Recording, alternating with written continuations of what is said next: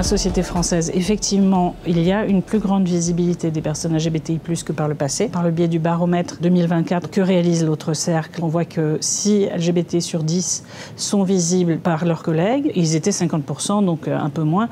En 2018, on voit que ça augmente. Après, ce qu'on voit aussi, c'est que il reste les autres, tous ceux qui ne se rendent pas visibles, qui ne sont pas encore visibles. Et ceux-là, on ne les voit pas encore. Donc on est loin d'avoir une visibilité qui corresponde à la part réelle des personnes LGBTI+. Et ça, c'est le fait des discriminations et des violences auxquelles on est exposé quand on n'est plus visible. L'enquête qu'on avait pu réaliser en 2019 avec l'IFOP montre que 55% des personnes LGBT ont été victimes d'injures et d'autres types d'atteintes parce que LGBT. Ça, c'est une réalité qui touche un peu tout le monde et qui fait que beaucoup vont adopter des comportements d'évitement. On voit aussi que les actes anti-LGBT augmentent, selon les chiffres du ministère de l'Intérieur. On voit aussi qu'à l'échelle de l'Europe, il y a un durcissement de la parole anti-LGBTI+. En termes de survisibilisation, on est très loin du compte.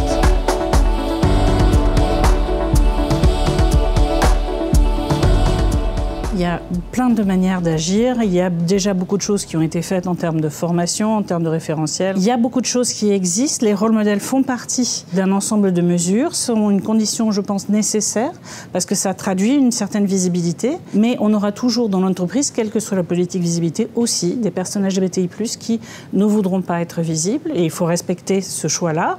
Et il faut pouvoir avoir aussi des méthodes de signalement qui soient discrètes, qui soient confidentielles et ce genre de choses. Un autre élément qui est à prendre en compte au niveau de la visibilité, c'est une forme d'obligation d'exemplarité. C'est-à-dire si on met en place des mesures et qu'on se dote d'une charte, etc., mais qu'on n'a aucune personne qui est visible au sein de la structure et particulièrement au sein des échelons hiérarchiques, ça traduit aussi peut-être un certain malaise de la structure vis-à-vis des personnes LGBTI+.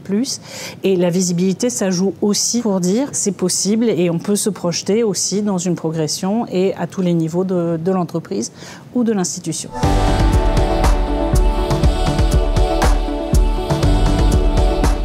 Les plus jeunes générations hésitent beaucoup moins que les précédentes à affirmer et à exprimer publiquement, ouvertement, leur orientation sexuelle, leur identité de genre. Pour la génération Z, on a 19% de personnes qui s'identifient comme lesbiennes, bi ou gays, et on a 11% de personnes qui s'identifient comme autre chose que cisgenre, donc des personnes trans et non-binaires.